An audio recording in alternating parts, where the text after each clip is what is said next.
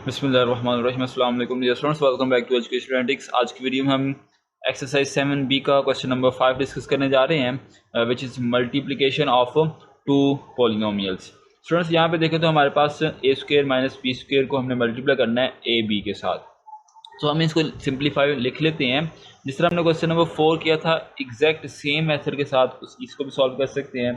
हमने हमारे पास जो फर्स्ट पार्ट है उस फर्स्ट पार्ट में हमने दो हमारे पास पॉलिनोमियल्स हैं ए स्क्वेयर और एक बी स्क्वेयर, इसको हमने मल्टीप्लाई करना है ए बी के साथ। स्टूडेंट सबसे पहले हम मल्टीप्लिकेशन के फॉर्म में इसको लिख लेते हैं, क्योंकि आपको पता है मल्टीप्लिकेशन हम जब भी करनी होती है हम उसको ब्रैकेट्स में लिख लेते हैं। सो स्टूडेंट्स हमने इसको ब्रैकेट्स में लिख लिया। अब हमारे पास एग्जैक्ट क्वेश्चन नंबर 4 की तरह इसको सॉल्व कर सकते हैं। ये आपके पास एक टर्म है, ये वाली दूसरी टर्म है और ये एक टर्म के साथ मल्टीप्लाई होंगे। तो हम सिंपली पहले ये वाली टर्म्स को इसके साथ मल्टीप्लाई कर देंगे, ठीक है, फिर इस वाले टर्म को इसके साथ मल्टीप्लाई कर देंगे। तो स्टूडेंट्स हम इसको लिख लेते हैं। पहले वाली टर्म जब मल्टीप्लाई होगी तो a square multiply by a b, plus हम खुद से लगाएंगे। जब भी मल्टीप्लाई करते हैं तो हर टर्म को मल्टीप्लाई करने के बाद हमने प्लस लगाना होता है। फिर उसके बाद सेकंड वाली टर्म है हमारे पास माइनस बी स्क्वेयर, इसको हम भी ए बी से मल्टीप्लाई कर देंगे, तो ये इसको ए बी से मल्टीप्लाई कर दिया। अब इसको हम सिंप्लीफाई कर देंगे, चूँकि ए और ए आपके पास दो दफ़ा लिखे हुए हैं वेरिएबल्स, इनको सॉल्व कर दें। 2 की पावर 2 है और ये पावर 1 है, तो इसका मतलब 2 + 1 क्या होगा 3, और बी चूँकि ए की वेरिएबल है तो ये बी ए की दफ़ा आ गया। सिमिलरली अब इन दोनों के साइन देखें तो इन दोनों के साइन डिफरेंट हैं। साइन जब भी डिफरेंट होते हैं तो आंसर माइनस में आता है। तो अब यहाँ पे देखें ए अकेला ही है, एक दफ़ा वेरिएबल लिखा हुआ है तो ए को वैसे ही लिख दिया। बी 2 दफ़ा लिखा हुआ है तो इनको आप पावर्स मर्ज कर दें। इसकी पावर 2 है, इसकी पावर 1 है, तो 2 + 1 क्या होगा 3 होगा, इसकी पावर मर्ज हो गई। तो ये आपके पास आंसर आ गया।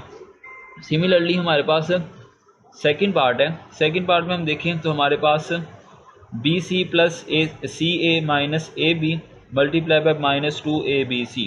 तो हम इसको पहले लिख लेते हैं। हमारे पास मल्टीप्लाई जो चूँकि हमने इसको करना है ना, तो जब मल्टीप्लाई करना होता है तो इस पोलिनोमियल को ब्रैकेट में लिखेंगे, फिर इस वाली पोलिनोमियल को भी ब्रैकेट में लिखेंगे। तो हम इसको मल्टीप्लाई के फॉर्म में लिख लेते हैं, B C plus C A minus A B multiply by minus 2 A B C. Again students वही काम है, चूँकि हमारे पास ये तीन टर्म्स है यहाँ पे और यहाँ पे एक टर्म है, इन दोनों को हमने मल्टीप्लाई करना है। तो पहले हम पहले वाली टर्म को इसके साथ मल्टीप्लाई करेंगे, फिर दूसरे वाली टर्म को इसके साथ मल्टीप्लाई करेंगे और देन लास्ट पे हम तीसरे वाली टर्म को भी इसके साथ मल्टीप्लाई कर देंगे। तो स्टार्ट करते हैं अपने क्वेश्चन को। पहली टर्म हमारे पास आ गई B C multiply by 2 A B C, plus हम खुद लगाएंगे क्योंकि आपको पता है हर दफ़ा हम जब भी मल्टीप्लाई करते हैं तो प्लस का साइन लगाते हैं। देन हमारे पास सेकंड टर्म है सी ए, इसको मल्टीप्लाई करना है हमने इस वाले टर्म से minus 2 A B C, again plus का साइन लगाएंगे।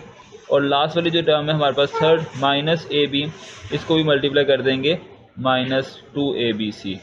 तो ये हमारे पास इसको मल्टीप्लाई कर दिया 2 ए बी सी। अब हमने मल्टीप्लाई करके लिख दिया है, सिंप्लीफाई इसको कर देंगे। अब -2 वेरिएबल है, सॉरी -2 कॉन्स्टेंट नंबर है, ये एज इट इज़ आ जाएगा। अब साइन देखें हमारे पास यहाँ पे प्लस है और यहाँ पे माइनस है, दोनों के साइन डिफरेंट है ना, इसलिए यहाँ पे माइनस आएगा। फिर यहाँ पे देखें तो ए वेरिएबल एक ही है और कोई भी यहाँ पे नहीं है, तो ए एक दफ़ा आ गया, बी 2 दफ़ा, एक ये और एक ये, इनकी पावर्स को मर्ज कर देंगे, ऐड कर देंगे, 1 + 1 क्या होगा 2। फिर इस तरह सी भी 2 दफ़ा है, इनकी पावर भी मर्ज हो जाएंगी, ऐड हो जाएंगी, 2 आ जाएगा। फर्दर हम इसको सॉल्व करें तो इसमें भी हमारे पास ये प्लस का और ये माइनस का, आंसर क्या आएगा माइनस में। 2 ए की वेरिएबल है तो 2 आ गया। अब ए को ए से मल्टीप्लाई करेंगे तो ए स्क्वेयर, बी को किसी से भी नहीं मल्टीप्लाई कर सकते, बी अकेला ही है, तो बी को अकेला एक दफ़े लिख दिया। अब सी को सी के साथ मल्टीप्लाई करेंगे तो ये सी स्क्वेयर आ गया। अब लास्ट पे हमारे पास दोनों के साइन सेम है, दोनों के साइन सेम है तो तब हमेशा हमारे पास प्लस का साइन आता है, प्लस आ गया। अब 2 एक नंबर है तो 2 लिख दिया। अब ए 2 दफ़ा आया हुआ है तो ए को हम मल्टीप्लाई कर देंगे, ए स्क्वेयर हो जाएगा। बी भी 2 दफ़ा है तो बी को भी मल्टीप्लाई कर देंगे, बी स्क्वेयर हो गया। और सी अकेला है तो सी को हम एक दफ़ा लिख देंगे। तो ये हमारे पास क्वेश्चन नंबर 5 का सेकंड पार्ट आ जाता है, इसको हम सॉल्व कर सकते हैं। अब इस तरह क्वेश्चन नंबर 5 का थर्ड पार्ट। ओके स्टूडेंट्स, हमारे पास जो थर्ड पार्ट है 2p square Q square minus 3p cube plus 4 Q की पावर 4। इसको मैंने मल्टीप्लाई करना है -2p/q/r के साथ। तो हम इसको पहले मल्टीप्लाई की फॉर्म में लिख लेंगे, तो हमारे पास ये लिखा जाएगा 2p² q² minus 3p/q³ plus 4q⁴ multiply by -2p/q/r। अब स्टूडेंट्स हमने इसको मल्टीप्लाई करना है, अगेन वही रोल हम यूज़ करेंगे। पहले वाली टर्म इसके साथ जाके मल्टीप्लाई होगी, फिर ये दूसरे वाली टर्म मल्टीप्लाई होगी, और फिर ये लास्ट वाली टर्म मल्टीप्लाई होगी। कुछ स्टूडेंट्स का ये भी वैसे कन्फ्यूजन होती है कि टर्म्स किसको कह रहे हैं। एक्चुअली मैंने पहले भी चीज़ बता चुका हूँ कि प्लस और माइनस टर्म्स को सेपरेट करते हैं। यहाँ पे देखें तो यहाँ तक एक टर्म बनती है क्योंकि यहाँ पे माइनस आ गया है, एक टर्म ये वाली है और एक टर्म ये वाली है क्योंकि इसके बाद ये प्लस आ गया, और ये थर्ड टर्म है। ठीक है, इसमें आपके पास एक ही टर्म है, ये एक ही टर्म है क्योंकि इसमें कहीं भी प्लस माइनस दरमियान में नज़र नहीं आ रहा। ठीक है, ये माइनस में एक ही टर्म लिखी हुई है।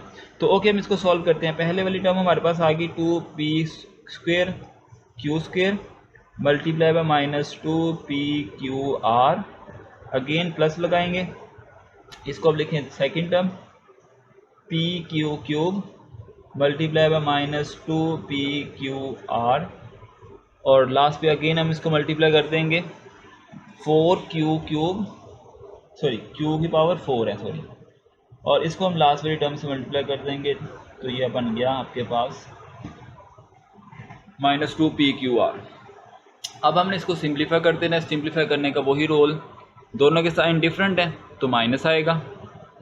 2 को 2 से, यानी नंबर को नंबर से, वेरिएबल्स को वेरिएबल से, नंबर को नंबर से मल्टीप्लाई करेंगे तो 4, p² को p से मल्टीप्लाई करेंगे तो p³ आ जाएगा, q² को q से मल्टीप्लाई करेंगे तो q³ आ जाएगा, और r अकेला ही वेरिएबल है तो इसको वैसे ही लिखे। अब यहाँ पे देखें तो दोनों के साइन सेम है तो प्लस आएगा।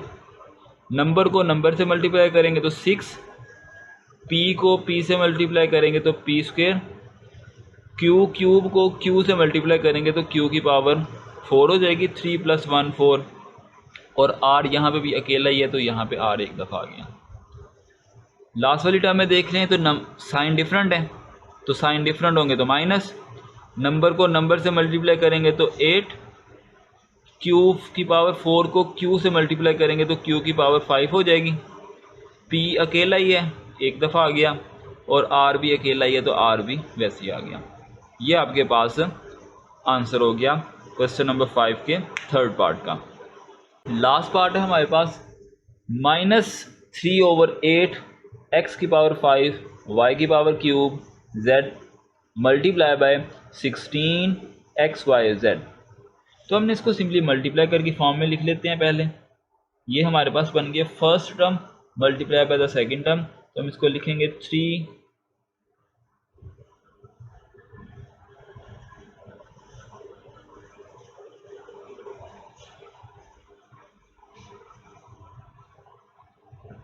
ओके। तो अभी हमने यहाँ पे अगेन वही काम करना है, नंबर को नंबर से मल्टीप्लाई करना है, वेरिएबल को वेरिएबल से मल्टीप्लाई करना है।